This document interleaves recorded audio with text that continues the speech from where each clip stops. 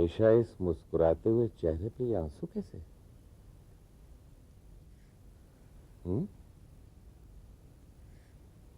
आज अचानक साहिल की बहुत याद आ रही है।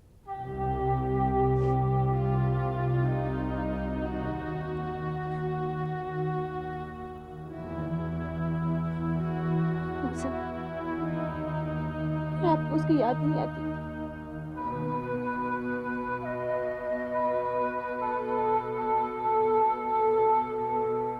फौजिया, अगर मेरी आंखें नम नहीं तो इसका ये मतलब तो नहीं कि मुझे साहिल के आने का उसकी याद आती है, बहुत याद आती है।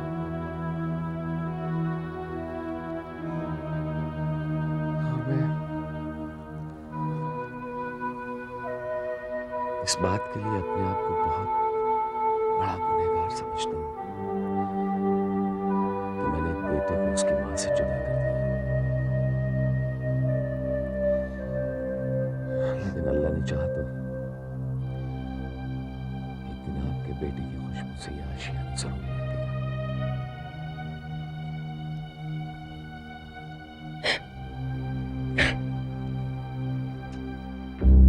शक्ल से तो पढ़े लिखे लगते हो, क्या तुमने नहीं पढ़ा इसमें क्या लिखा है? तुम इससे बात करो मिस्टर कुंदन। ये बदतमीजी की शुरुआत तुमने की है। अरे देखो, ऐसा कुछ नहीं है भाई, हमारा टाइम उल्टा चल रहा है इसलिए हर बात गड़बड़ लग रही है, वरना सब कुछ ठीक है। कुछ ठीक नहीं है शर्मा जी, कुछ ठीक नहीं है।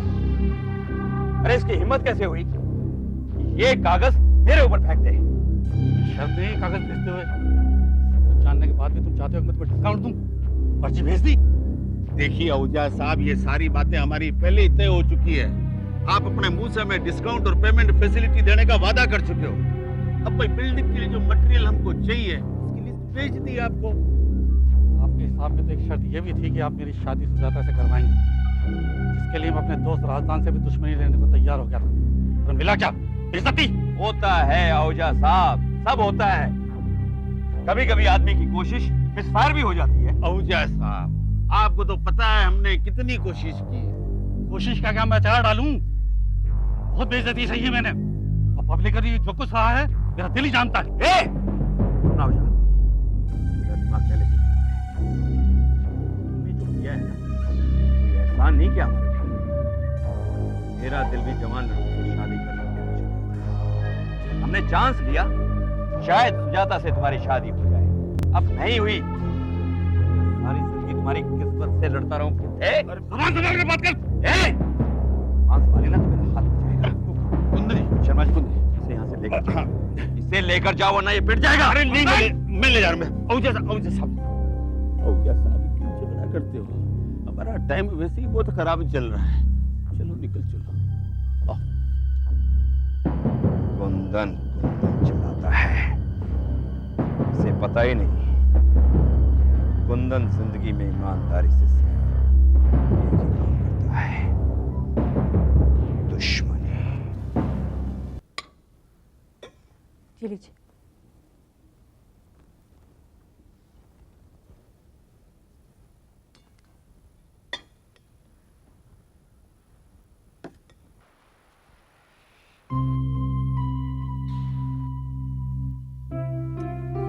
लीजिए। आज आपका हाथ क्यों रुक गया? प्रेम के साथ ना खाने की आदत छुप डालनी धीरे धीरे पड़ेगी।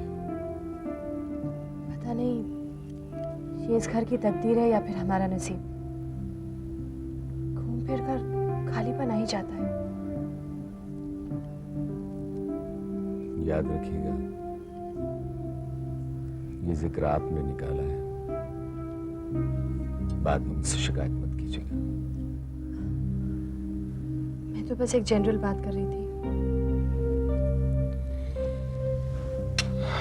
ये आपका दिल भी जानता है और मेरा भी कि इस जनरल बात में आप किसका जिक्र कर रही थी। इंसान अपनी जबान पर जिक्र ना भी लाए तो क्या, उसकी आंखों का खालीपन तो नजर आ ही जाता है ना।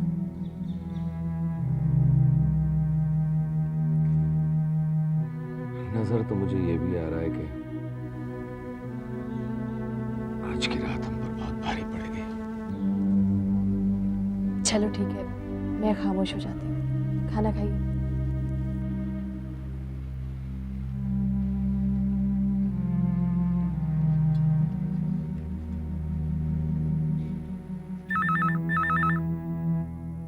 मैं देखती हूँ।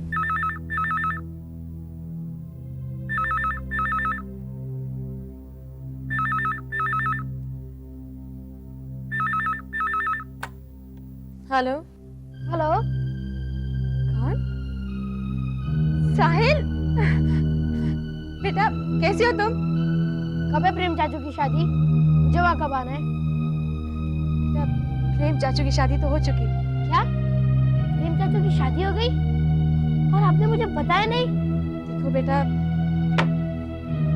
हेलो साहिल। साहिल बेटा। साहिल बेटा। साहिल तो फोन रख के चला गया। अम्मी, आप जरा साहिल को एक बार फिर बुला देंगे? अरे वो बाहर चला गया है भाई। तुम जरा मोहसिन को फोन दो। जी। अम्मी आपसे बात करना चाहती हैं।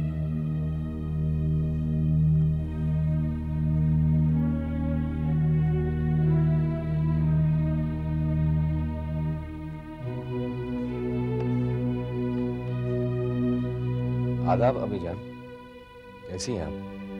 जीते रहो बेटा, खैरियत है। मोहसिन ये क्या बात है भाई?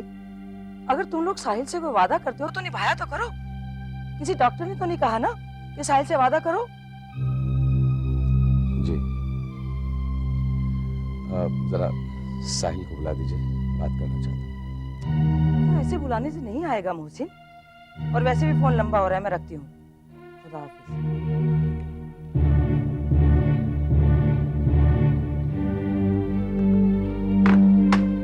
मोहसिन, अब मुझे मेरा बेटा इस घर में चाहिए। तुम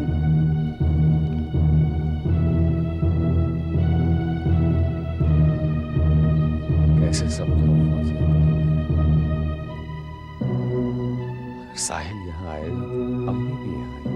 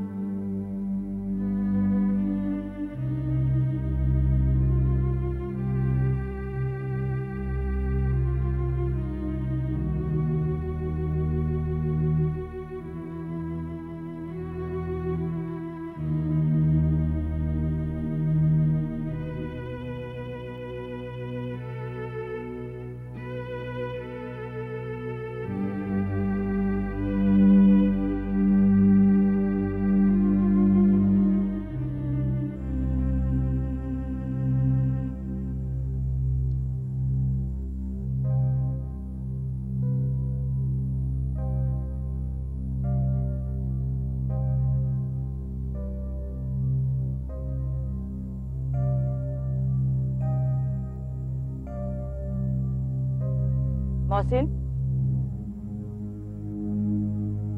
इतनी रात को कहाँ से आ रहे हो तुम? फौजिया से मिलने गए थे ना? मोहसिन, मैं तुमसे कितनी बार कह चुकी हूँ कि तुम्हारी शादी किसी फौजिया वौजिया से नहीं हो सकती। अरे मैं शिरीन के मामों को जुबान दे चुकी हूँ भाई। देखो जहाँ तुम्हारी शादी तय हुई है ना, वही होगी। अम्मी, मैं फौजिया से प्यार करता हूँ और मैं उससे वादा कर चुका हूँ। बेटा ये उम्र का तकाजा है। शायद तुम्हारी उम्र में लड़के ऐसा ही करते हैं। लेकिन बेटा शादी कोई बुड्ढे बुढ़िया का खेल नहीं होता।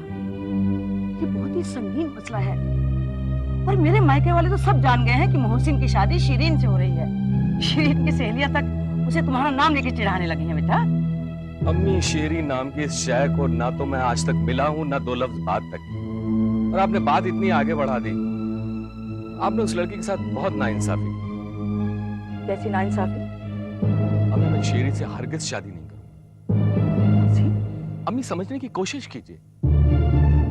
शेरी के लिए मैं फिलहाल सिर्फ एक नाम हूं, मगर फौजिया की मैं जिंदगी बन चुका हूं। तुम अपनी अम्मी की तौहीन करवाओगे? अरे अगर तुम्हारी शादी शिरीन से नहीं हुई ना, तो मैं तो अपनी शक्ल मायके में दिखा भी नहीं पाऊंगी। गलती आपकी है। अच्छा, और फौजी की वजह से तुम्हें अपनी सगी माँ में गलतियां नजर आने लगी हैं? अम्मी, बेसिर पैर की बातें मत कीजिए प्लीज। ठीक कहती हो बेटा, सिर पैर की बातें तो सिर्फ फौजिया ही करती है ना? अम्मी प्लीज, आप समझने की कोशिश तो कीजिए। फौजिया एक बहुत नेक और शरीफ घर की लड़की है। आप एक दफा उससे मिल तो लीजिए। मैं उससे नहीं मिलूंगी, जिंदगी भर नहीं मिलूंगी। अगर तुम्हारी शादी उससे हो गई ना, तो ना तो मैं उसकी शादी में रहूंगी और ना ही मैं इस घर में रहूंगी।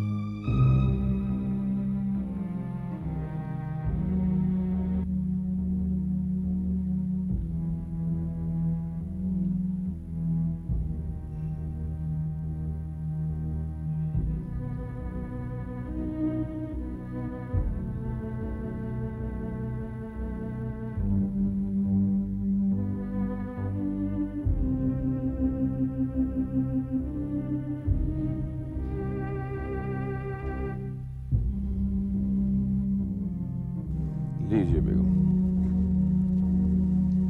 चाय नोश फरमाइए।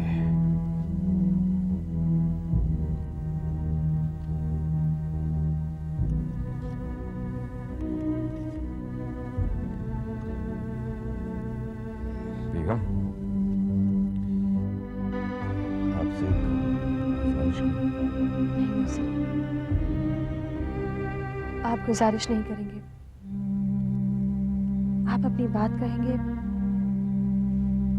और मुझे आपकी बात माननी पड़ेगी।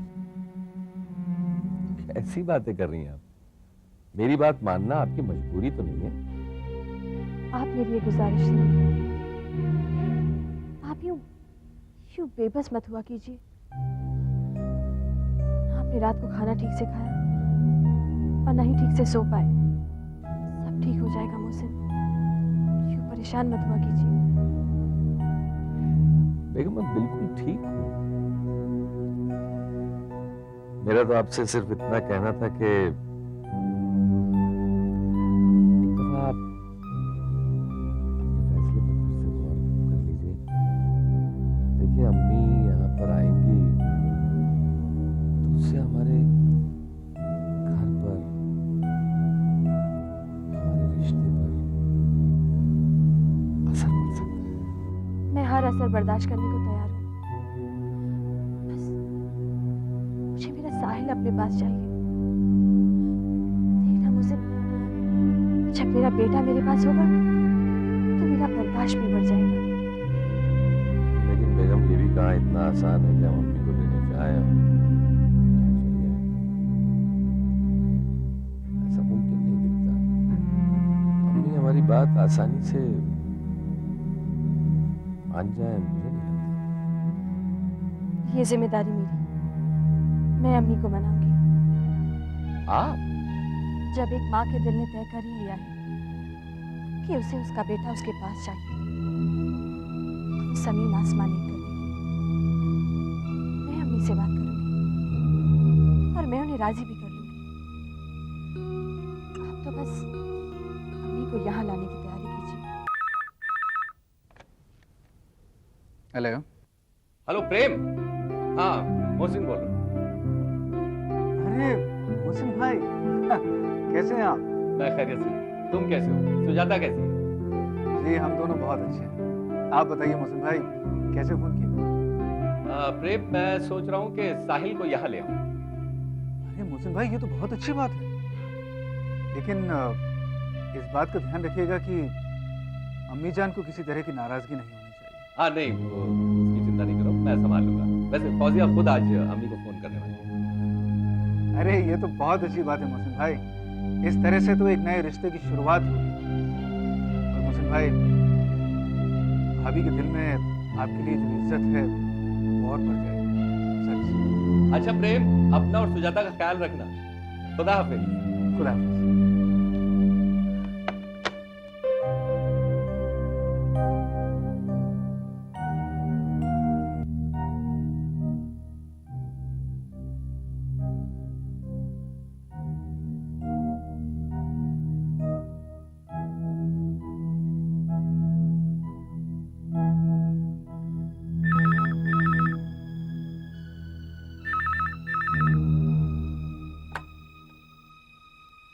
हाँ, कौन? आदाब अम्मी जान। साहिल स्कूल गया है। साहिल के अलावा उस घर में मेरी अम्मी भी रहती है। क्या क्या हमसे थोड़ी सी बात हो सकती है? हाँ बोलो, सुन रही हूँ। अपनी बात शुरू करने से पहले जिन्हें आप मेरी गलतियां समझती हैं, उनके लिए मैं हाथ जोड़कर माफी मांगती हूँ। बहुत छोटी सी थी जब मेरी माँ गुजर गई। पूरी जिंदगी बिना माँ के गुजारी है। अम्मी, आपका भी बेटा है, बेटी नहीं। हम एक दूसरे की कमी पूरी कर सकते हैं। यकीन जानिए अम्मी, 10 साल की नाराजगी के बाद एक माँ अपनी बेटी को माफ कर ही देती है। आप भी कर दीजिए। ये आज तुम्हें अपनी अम्मी की कैसे सोच पड़ी भाई? अल्लाह जानता है, एक दिन भी ऐसा गुजरा हो जब मैंने आपको याद न किया हो, जब फोन उठाकर आपसे बात करने का जी न किया हो।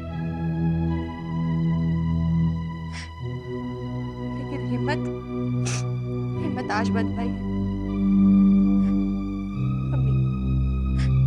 अम्मी, एक बार मुझे अपना लीजिए। अगर मैं उतनी बुरी निकली जितना कि आप समझती है तो फिर अम्मी घर लौट आइए। फौजिया, प्लीज अम्मी। मैं फौजिया से ही बात कर रही हूँ ना। तेरे दिल में मेरे लिए इतना प्यार है और मैं 10 साल में पता नहीं क्या क्या सोचती रही। कैसा गुनाह कर बैठी मैं। आपके सारे गुनाह मेरे सर। बस आप एक बार यहाँ आकर मुझे अपने सीने से लगा लीजिए। मेरी माँ बन जाइए। मैं लौटूंगी बेटा, मैं जरूर आऊंगी। तो वैसे भी ये तन्हा जिंदगी और ये बुढ़ापा तो ये दोज़ख है। मैं भी अकेले घर पे मैं जी भी नहीं चाहता। आप लौटिए तो अम्मी, आपकी जिंदगी से मैं फिर मोहब्बत करवाती हूँ। ठीक है बेटा, चल जल्दी से भेज दे बॉस। रात में अगली गाड़ी से उन्हें भेजती हूँ। जितनी रहो बेटा। शुक्रिया अम्मी जान, बहुत बहुत शुक्रिया।